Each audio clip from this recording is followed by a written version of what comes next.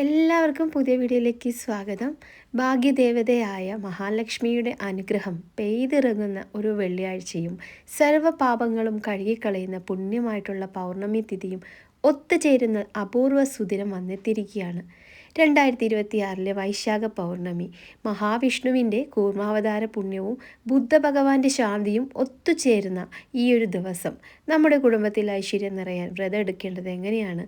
ഈ വെള്ളിയാഴ്ച പൗർണമിയിൽ നാം വീട്ടിൽ ചെയ്യേണ്ട ലളിതമായ കാര്യങ്ങൾ എന്തൊക്കെയാണ്? ജീവിതത്തിലെ തടസ്സങ്ങൾ മാറാനും സാമ്പത്തിക ബുദ്ധിമുട്ടുകളാകുന്ന ലക്ഷ്മി കടാക്ഷം ഉണ്ടാകാനൊക്കെ ഈ വൈശാഖ പൗർണമിയിൽ നിങ്ങൾ അറിഞ്ഞിരിക്കേണ്ട കുറച്ച് കാര്യങ്ങളാണ് ഞാൻ ഇന്നത്തെ വീഡിയോയിലൂടെ പറയുന്നത്. 2026 മെയ് മാസം 1-ാം തീയതി, അതായത് വെള്ളിയാഴ്ച നാളെയാണ് വൈശാഖ പൗർണമി വരുന്നത്. ഹൈന്ദവ വിശ്വാസപ്രകാരം വൈശാഖ മാസവും മാധവ മാസം എന്നാണ് അറിയപ്പെടുന്നത്. അതായത് മഹാവിഷ്ണുവിന് ഏറ്റവും പ്രിയപ്പെട്ട മാസം. ഈ മാസത്തിലെ പൗർണമിക്ക് മറ്റ് പൗർണമിയേക്കാൾ 10 ഇരട്ടി ഫലമുണ്ടെന്നാണ് പുരാണങ്ങൾ പറയുന്നത്. അതുകൊണ്ട് തന്നെ ഈ വർഷം പൗർണമി വെള്ളിയാഴ്ച വരുന്നത് എന്ന് അതീവ ശുഭകരമാണ്. വിഷ്ണുവിൻ്റെ പ്രിയപ്പെട്ട ദിവസമായ പൗർണമിയും ലക്ഷ്മി ദേവിയുടെ ദിവസമായ വെള്ളിയാഴ്ചയും ഒന്നിച്ചു വരുമ്പോൾ അതിനെ ലക്ഷ്മി നാരായണ പ്രീതിക്കുള്ള ഏറ്റവും മികച്ച സമയമായിട്ട് കാണുന്നു. സാമ്പത്തിക ബുദ്ധിമുട്ടുകൾ അനുഭവിക്കുന്നവർ വെള്ളിയാഴ്ച പൗർണമി വ്രതം നോൽക്കുന്നത് വഴി ദാരിദ്ര്യ ശമനം ഉണ്ടാകുമെന്നാണ് വിശ്വാസം. ഈ വ്രതം പ്രധാനമായും 3 ലക്ഷ്യങ്ങൾക്ക് മുൻനിർത്തിയാണ് ചെയ്യുന്നത്. അതായത് പാലാഴിമദന സമയത്ത് മന്ദര പർവ്വതത്തെ താങ്ങി നിർത്താൻ വിഷ്ണു ഭഗവാൻ കൂർമ്മമായി, അതായത് ആമയെ അവതരിച്ചത് ഈ പൗർണമിയിലാണ്. തകർച്ചകളിൽ താങ്ങായി നിൽക്കാൻ ഭഗവാൻ തുണയ്ക്കുമെന്നാണ് ഇതിൻ്റെ പൊരുൾ. അതുപോലെ ബുദ്ധ പൗർണമിയും ലോകത്തിൻ്റെ ശാന്തിയുടെ സന്ദേശം നൽകിയ ഗൗതമ ബുദ്ധൻ്റെ ജനനം, ജ്ഞാനോദയം, പരിനിർവാണം എന്നിവ നടന്നത് ഈ പവിത്ര ദിനത്തിലാണ്. അതുപോലെ സത്യനാരായണ പൂജ, കുടുംബത്തിൽ ഐശ്വര്യവും ഐക്യവും ഉണ്ടാകാൻ സത്യനാരായണ സ്വാമിയെ ഭജിക്കുന്നത് അന്നേ ദിവസം വളരെ ഉത്തമമാണ്. അപ്പോൾ നമ്മൾ വ്രതാനുഷ്ഠാനം എങ്ങനെയാണെന്ന് ചോദിച്ചാൽ നമ്മൾ 1-ാം തീയതി രാവിലെ, വെള്ളിയാഴ്ച അതിരാവിലെ തന്നെ ബ്രഹ്മമുഹൂർത്തത്തിൽ തന്നെ എഴുന്നേക്കാൻ നോക്കുക. എപ്പോഴും നമ്മൾ സൂര്യോദയത്തിന് മുൻപ് തന്നെ എഴുന്നേറ്റ് കുളിച്ച് സുപ്രവസ്ത്രമൊക്കെ ധരിച്ച് ശുദ്ധിയോടെ, നമ്മൾ മനഃശുദ്ധിയും പ്രാധാന്യമാണ് കേട്ടോ, ശരീരശുദ്ധിയോടൊപ്പം തന്നെ മനഃശുദ്ധിയും പ്രാധാന്യമാണ്.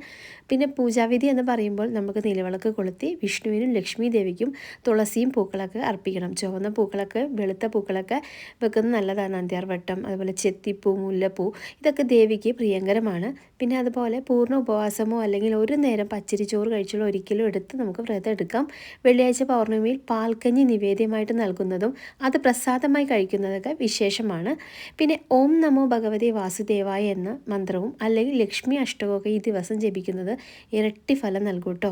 പിന്നെ വൈശാഖ മാസത്തിൽ വേനലിൽ കഠിനമായതിനാൽ തന്നെ മറ്റുള്ളവർക്ക് കുടിവെള്ളം നൽകുന്നത് വലിയ പുണ്യമായിട്ട് കരുതാറുണ്ട്.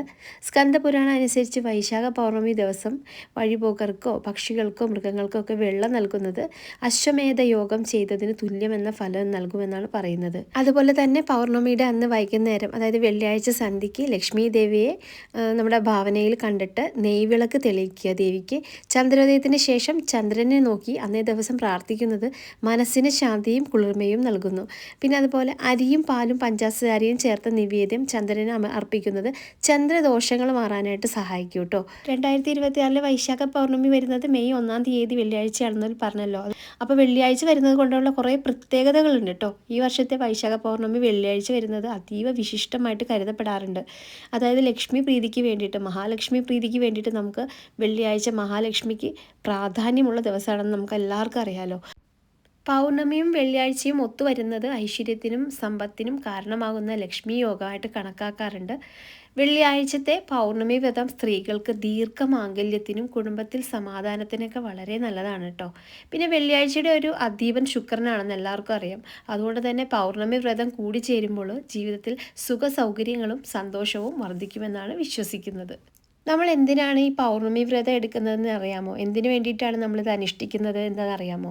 വൈശാഖ പൗർണമി വ്രതം കുറേ ഫലങ്ങൾക്ക് നമുക്ക് കിട്ടാൻ വേണ്ടിയിട്ട് നമുക്ക് അനുഷ്ഠിക്കാം കേട്ടോ. അതായത് സർവ്വ പാപമുക്തി, അറിഞ്ഞോ അറിയാതെയോ നമ്മൾ ചെയ്ത തെറ്റുകളിൽ നിന്ന് നമുക്ക് മോചനം ലഭിക്കാനായിട്ട്.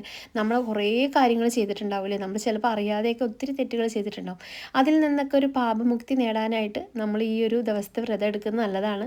പിന്നെ കൂർമ്മ അവതാര ജയന്തി, മഹാവിഷ്ണുവിൻ്റെ 2ാമത്തെ അവതാരമായിട്ട് കൂർമ്മ കൂർമാവതാരം നടന്ന ദിവസമായതിനാൽ വിഷ്ണു പ്രീതിക്ക് ഉത്തമമാണ് ഈ ദിവസം വ്രതം എടുക്കുന്നത്.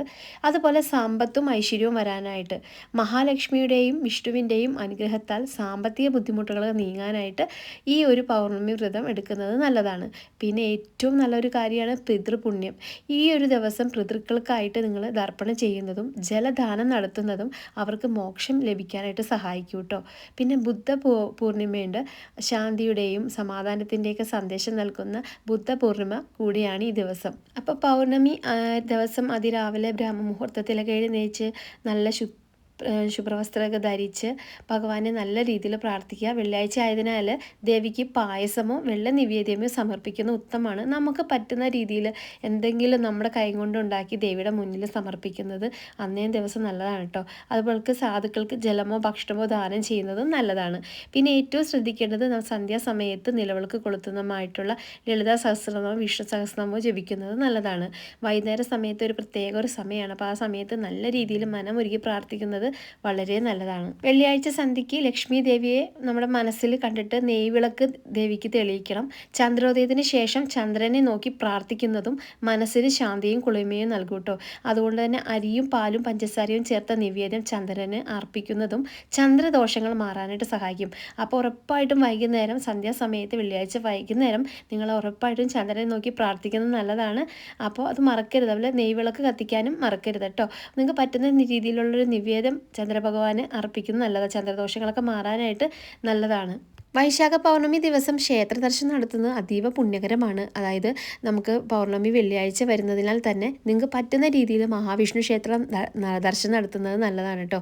വൈശാഖ മാസം വിഷ്ണുവിന് സമർപ്പിക്കപ്പെട്ടതാണ്. അതിനാൽ വിഷ്ണു ക്ഷേത്ര ദർശനത്തിന് പ്രഥമ പരിഗണന നൽകേണ്ടതാണ്. ഭഗവാന്റെ കൂർമാവതാര ജയന്തി കൂടി ആയതിനാൽ വിഷ്ണു പ്രീതി ഐശ്വര്യം കൊണ്ടുവരും. അതുപോലെ ലക്ഷ്മി ഭഗവതി ക്ഷേത്രമൊക്കെ അവിടെയും നമുക്ക് പോകുന്നത് നല്ലതാണ്. 2020 പൗർണമി വെള്ളിയാഴ്ച വരുന്നതാണ് ലക്ഷ്മി സാന്നിധ്യമുള്ള ഭഗവതി ക്ഷേത്രങ്ങളൊക്കെ സന്ദർശിക്കുന്നത് സാമ്പത്തിക അഭിവൃദ്ധിക്കും കുടുംബ ഐശ്വര്യത്തിനൊക്കെ വളരെ ഉത്തമമാണ്. അതുപോലെ തന്നെ ശ്രീകൃഷ്ണസ്വാമി ക്ഷേത്രം, ഗുരുവായൂർ പോലുള്ള ശ്രീകൃഷ്ണ ക്ഷേത്രങ്ങൾക്ക് വൈശാഖ പുണ്യകാലം വലിയ ആഘോഷമാണല്ലേ. അതുപോലെ തന്നെ ഭാഗവത പാരായണമൊക്കെ നടക്കുന്ന ക്ഷേത്രങ്ങളുണ്ടാവും. അവിടെയെല്ലാം സന്ദർശിക്കുന്നത് മനഃശാന്തി നൽകാനൊക്കെ നല്ലതാണ്. പിന്നെ ഈ വിശേഷ ദിവസം ഭഗവാന് സമർപ്പിക്കാൻ പറ്റുന്ന പ്രധാന വഴിപാടുകൾ ഞാൻ പറയാം. പാൽപ്പായസം മഹാവിഷ്ണുവിനും ലക്ഷ്മി ദേവിക്കും ഏറ്റവും പ്രിയപ്പെട്ട വഴിപാടാണ്. വെള്ളിയാഴ്ച നിങ്ങൾ പൗർണമി ആയതിനാൽ പായസ വഴിപാട് കുടുംബത്തിൽ മംഗളം നിറയ്ക്കും. പിന്നെ നെയ്വിളക്ക്, ക്ഷേത്രത്തിൽ നെയ്വിളക്ക് തെളിയിക്കുന്നത് ജീവിതത്തിലെ ഇരുട്ടകറ്റി ഐശ്വര്യം കൊണ്ടുവരാനായിട്ട് സഹായിക്കും. വിഷ്ണു ഭഗവാന് തുളസിമാല ചാർത്തുന്നത് സർവ്വപാകളിൽ നിന്നും മോചനം നൽകുമെന്നാണ് വിശ്വാസം. അതുപോലെ തന്നെ പുരുഷ സൂക്ത പുഷ്പാഞ്ജലി, വിഷ്ണു ക്ഷേത്രങ്ങളിൽ പുരുഷ സൂക്തം ജപിച്ച് പുഷ്പാഞ്ജലി നടത്തുന്നത് തടസ്സം മാറാനായിട്ട് നല്ലതാണ്. അതുപോലെ തന്നെ ലക്ഷ്മി സൂക്ത പുഷ്പാഞ്ജലി, ഐശ്വര്യത്തിനും സമ്പത്തിനും വേണ്ടി ദേവീക്ഷേത്രങ്ങളിൽ ഈ വഴിപാട് നടത്താം. അല്ലെങ്കിൽ നമുക്ക് അന്നദാനം അല്ലെങ്കിൽ ജലദാനം, വൈശാഖ മാസത്തിലെ ക്ഷേത്രത്തിൽ വരുന്ന ഭക്തർക്ക് കുടിവെള്ളമോ ഭക്ഷണമോ നൽകുന്നത് എല്ലാ വഴിപാടുകളിലും വെച്ച് ശ്രേഷ്ഠമായിട്ട് കരുതപ്പെടുന്നതാണ് കേട്ടോ. പിന്നെ നമ്മൾ ശ്രദ്ധിക്കേണ്ട കാര്യങ്ങൾ, ക്ഷേത്രത്തിൽ പോകുമ്പോൾ വെളുത്ത വസ്ത്രമോ മഞ്ഞ വസ്ത്രമോ ധരിക്കുന്നത് ഈ ദിവസത്തിൻ്റെ ഒരു പ്രത്യേകതയ്ക്ക് അനുയോജ്യമാണ്. രാവിലെ തന്നെ ദർശനം നടത്താൻ ശ്രമിക്കുക. തിരക്കുള്ള ക്ഷേത്രങ്ങൾ ഒഴിവാക്കി നിങ്ങളുടെ വീടിനടുത്തുള്ള വിഷ്ണു ലക്ഷ്മി സാന്നിധ്യമുള്ള ക്ഷേത്രങ്ങളിൽ പോകുന്നതും മതിയാകും. നിങ്ങളുടെ ഭക്തിയാണ് ഏറ്റവും വലിയ വഴിപാട്. അപ്പോൾ മറക്കണ്ട, ഈ വരുന്ന 2026 വൈശാഖ പൗർണമി വെള്ളിയാഴ്ച നാളെയാണ്. ലളിതമായി വ്രതാനുഷ്ഠങ്ങളിലൂടെയും പ്രാർത്ഥനകളുടെയും നമുക്ക് ഭഗവാന്റെയും ലക്ഷ്മി ദേവിയുടെയും അനുഗ്രഹം തേടാം. നമ്മുടെ ജീവിതത്തിലെ തടസ്സങ്ങൾ നീങ്ങാനും കുടുംബത്തിൽ ഐശ്വര്യ സമാധാനം നിറയാനും ഈ പുണ്യ ദിവസം വഴിയൊരുക്കട്ടെ എന്ന് ഞാൻ ആത്മാർത്ഥമായിട്ട് പറയുന്നു. ഈ അറിവുകൾ നിങ്ങൾക്ക് ഉപകാരപ്പെട്ടുവെങ്കിൽ വീഡിയോയ്ക്ക് ലൈക്ക് ചെയ്യാനും നിങ്ങളുടെ പ്രിയപ്പെട്ടവരിലേക്ക് ഇത് ഷെയർ ചെയ്യാനും മറക്കരുത്. അപ്പോൾ ഇഷ്ടപ്പെടുകയാണെങ്കിൽ നമ്മുടെ ഈ നന്ദന എന്ന ചാനൽ സബ്സ്ക്രൈബ് ചെയ്യാൻ മറക്കരുത് കേട്ടോ.